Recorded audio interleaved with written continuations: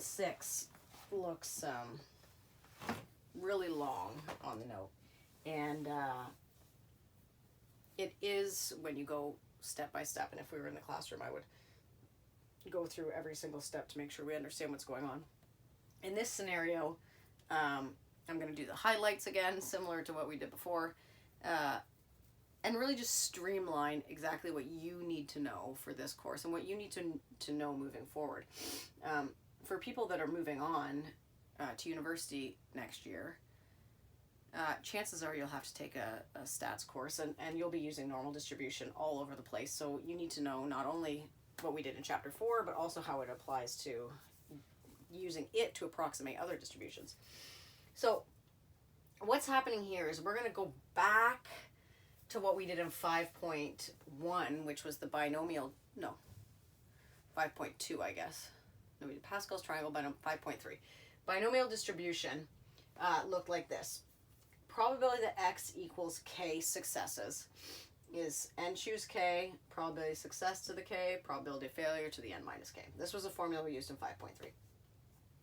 So to look at something that we would look for a situation like this, these were where Bernoulli trials were independent, identical. So if you toss a coin 5 times and you want to look at the probability distribution for heads, it was in the example.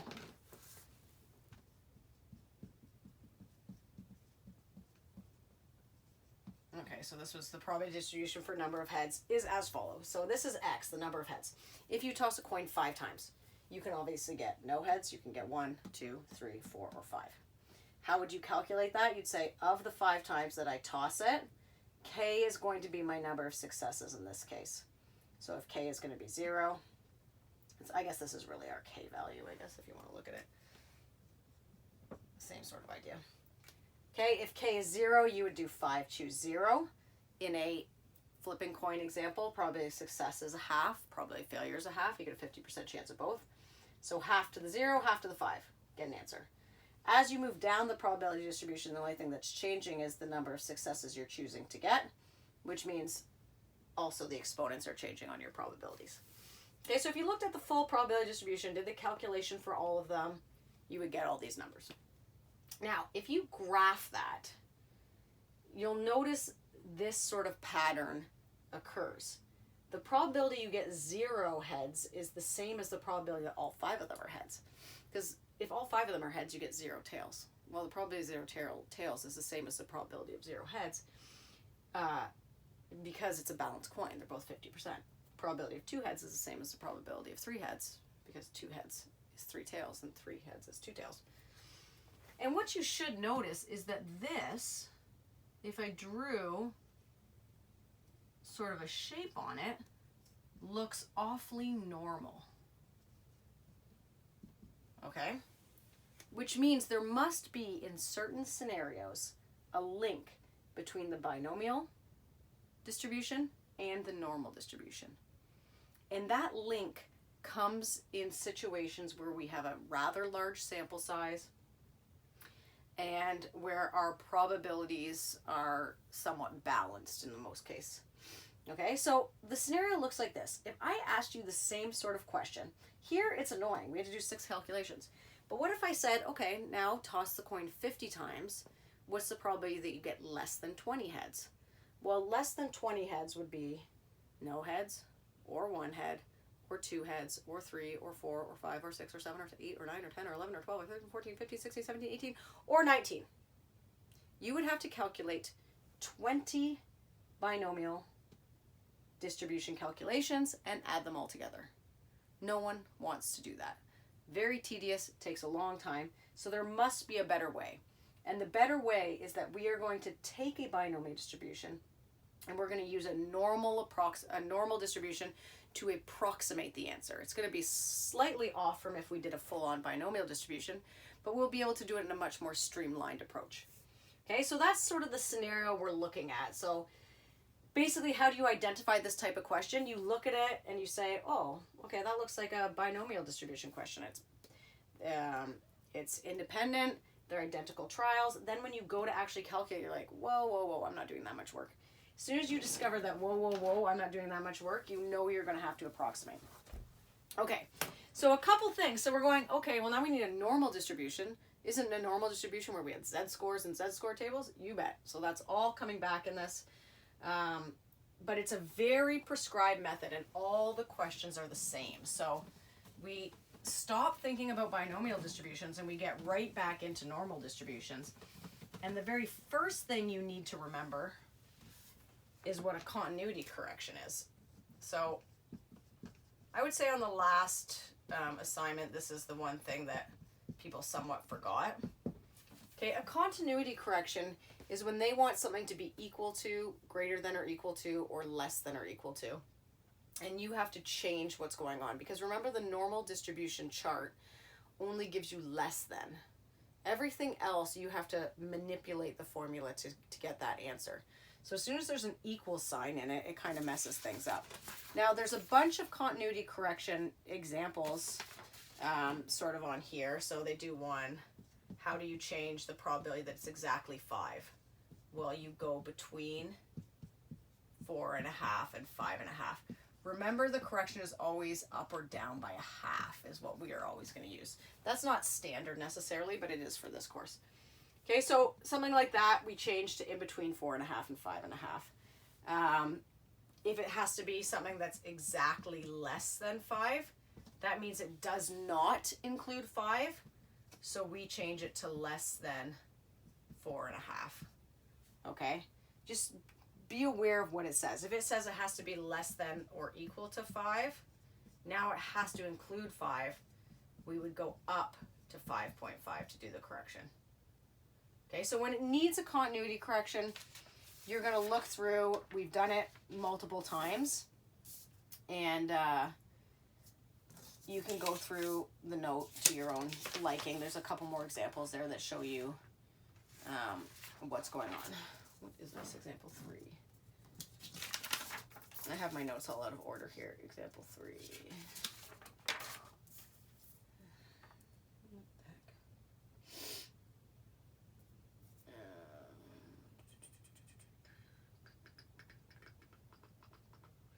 Oh, we need to find the z-score for that. Okay, so if we use the one that they gave us in the last scenario, well, that's not right. Where is this coming from? Oh, right here. Okay, I see where I am now. Now, the method is going to look like this. The method is going to have different steps. And in order to use a normal approximation, so this is the first thing we have to understand. Just review continuity correction. In order to be able to use a normal approximation, conditions have to be met. And the conditions look like this. N times P has to be greater than or equal to 5. N times Q has to be greater than or equal to 5. P being the probability of success, Q being the probability of failure, N being the number of trials. That has to be met. Those are conditions that are in there, and the conditions have to be met in order for us to move forward. Okay, so that's really step 1. You're going to check the conditions. Now, step 2 is going to be that we need to calculate a mean and a standard deviation. Why do we need a mean and a standard deviation? Because if we're using a normal approximation, we need to use a z-score. How do we find a z-score? X minus x bar over sigma. We need a mean and a standard deviation. So mean and standard deviation need to be calculated. Good thing for us, they come with a formula. Mean can just be found by doing n times p. The standard deviation is going to be n times p times q, square root of that. Okay, both of those need to be calculated. Once you do that, then we can see, is there a continuity correction? I'm missing part of this note.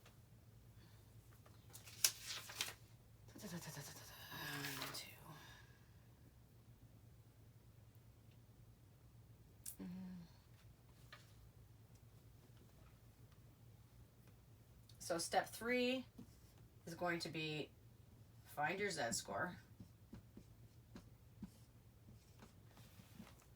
and then calculate your probability. Now, be aware a continuity correction may need to go there. Okay, so really what we are going to do every single time, we're going to follow these 3 steps. It looks confusing now because we haven't done an example. Find the conditions, make sure they're met. Calculate the mean and the standard deviation. Do your continuity correction, whatever you have to do. Find the z-score, look it up, calculate your probability. So it should all be fairly straightforward because we've already done z-scores. We spent an entire chapter doing this. Okay, so if I go through the note, see, this is where I'm kind of all over the place now. If I go through the note,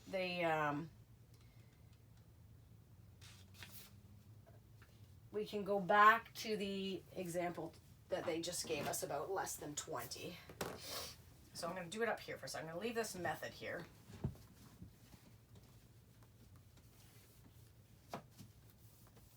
So in our previous example, we said flip coin 50 times, and we want to get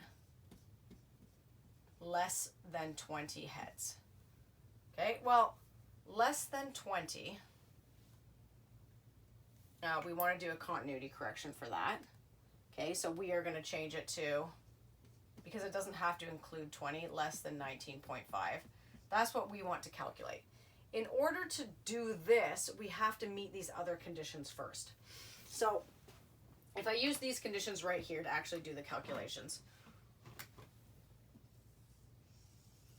Okay, number 1 was I have to make sure these conditions are met.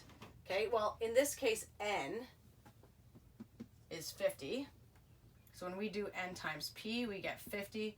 Probability of success, remember we're flipping a coin, right? Success is 50% chance, which is heads. Tails is 50% chance, which is failure. So we're doing 50 times a half, and we get 25.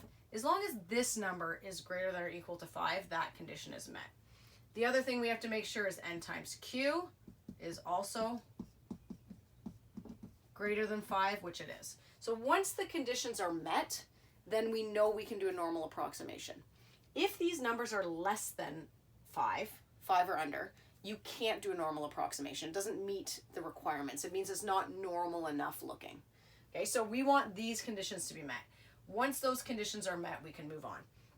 Moving on means we need to calculate the mean, which was just n times p. So we already know the mean is 25.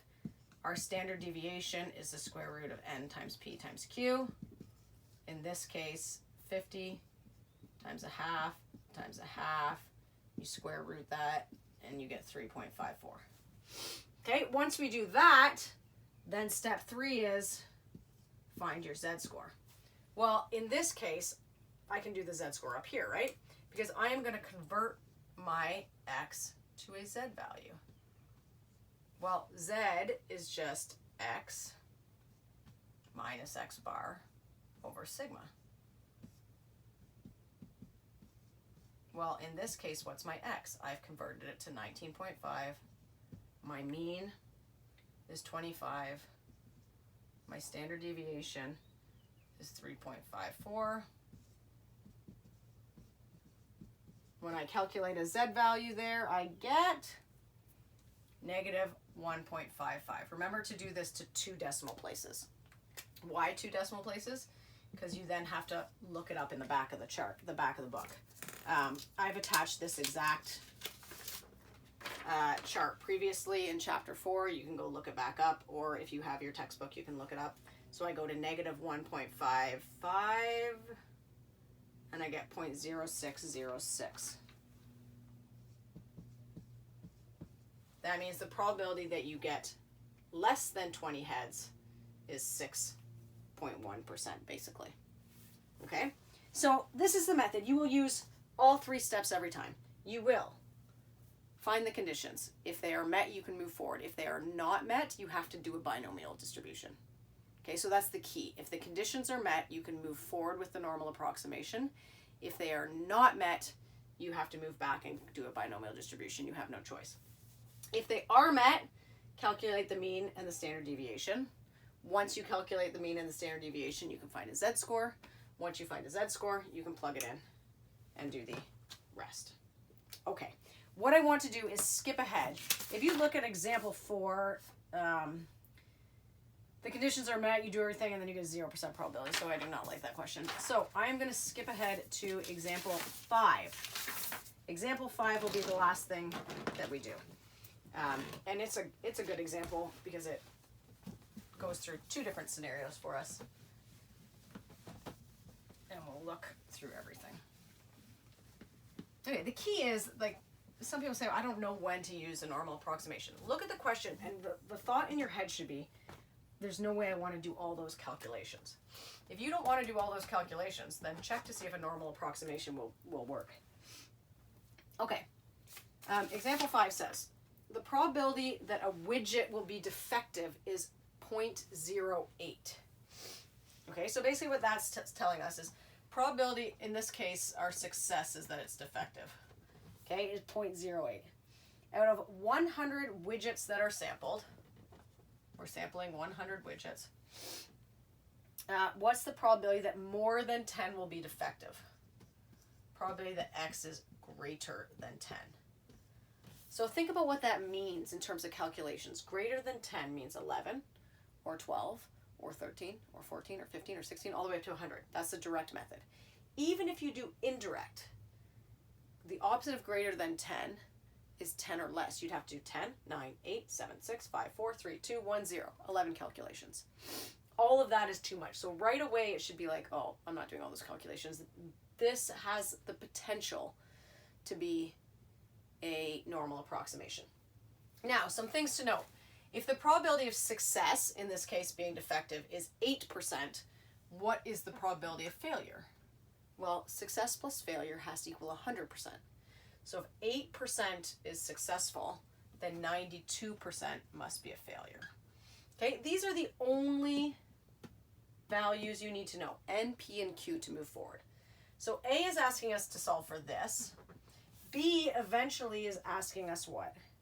Exactly 15 are defective. Okay, so in order to look at this in a normal approximation way, we have to follow the 3 steps. You have to make sure the conditions are met, you have to find the mean and the standard deviation, and then you have to go and find the z-scores. So on the side here, I am going to, before I even get into that, I'm going to just do the calculations over here. So 1 is that the conditions are met. I need to find out what is n times p. Well, n times p is 100 times 0.08, which I get the number 8. Does that meet the condition? The condition was it had to be greater than or equal to 5. So yes, that's good. The next one is that NQ also has to be greater than or equal to 5. This one will be easy because you get 92. Good. The conditions are met. I move on. Step 2 is find the mean and standard deviation. Follow these steps every time. It's very prescribed. X bar is n times p, which I already calculated above, which is 8. Sigma is the square root of n times p times q. 100 times 0.08 times 0.92. Square rooted is 2.71. Okay? Now step 3 will be to find your z-score. Now that part you have to be careful about because you have to do the continuity correction. You have no choice. Okay? Continuity correction has to exist in these examples to move forward. So really what's happening here, if it has to be greater than 10, does it include 10? No. So we're really going to do probability that's greater than 10.5. Okay? This value will now be used to find a z-score. So this gets converted to a z-score that is greater than x, 10.5, minus x bar, which is 8, divided by sigma, which is 2.71. So when I actually go look at this, 10.5 minus 8 over 2.71 is 0.92. So things you should notice. This one's greater than. What does the back of the book always give us? Less than. So right away when you see greater than, you have to switch this to 1 minus the probability that it's less than. If you were good at chapter 4, you're loving this. You're like, great, this is all just a review, no problem. So I go and I look up 0.92 in the chart. Positive 0.92, 0.8212. And when I subtract that from 1, I get 0.1788, I believe. Okay, 17.9% chance that you get greater than 10 defective parts. Okay, so is it a long question? A little bit. Is it confusing? A little bit. Is it overly difficult? No. Okay, if it has to be exactly 15, the continuity correction means you have to go between 14 and a half and 15 and a half. Good review of chapter 4. When it's between 2, you find the probability it's less than the bigger one, and you subtract the probability that it's less than the smaller one. You can go take a look at chapter 4 notes if you forget how to do that. These both individually have to be switched to z-scores. How do you switch them?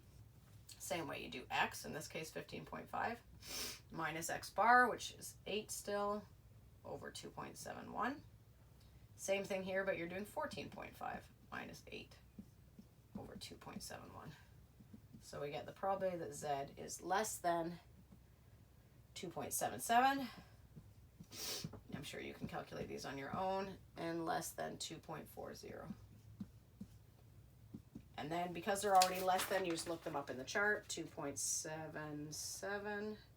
0.9972, 2.40, 0.9918. And then when you actually subtract, you get this very small probability, 0.5% chance that exactly 15 are defective. Because there's 100 of them. What are the chances that exactly 15 are defective? Not very good. Okay, only a 0.5% chance. But what this example does is really tie together all the possibilities of things that we could encounter. A greater than, and in between two values. We already did a less than 1. What you need to understand is check the conditions. If they're met, move on and find a standard deviation and a mean. Once you do that, it becomes just a straight normal distribution question once you've done the continuity correction. Okay, so every time in here, a continuity correction has to be made because we're changing it from a binomial situation, which was discrete, and we have to go to continuous. So every time you're doing the continuity correction. So just be aware of that. It might be a good idea to sort of screenshot this, save it, so that when you get a question like this on the assignment next week, that you're prepared for it, because you will get one like this for sure. Okay, that is truly the end of my teaching for this course. I don't know. Obviously not the way we want to end our year together, and I feel terrible for you guys. Not the way you want to end grade 12. If you love this course and you want to come back to St. John's, you'll have me again next year. So there's a silver lining. You can take it all again if you want. Okay, get to the homework. We're going to wrap this course up early June. So, you know, summer's going to start early enough for all of us. All right.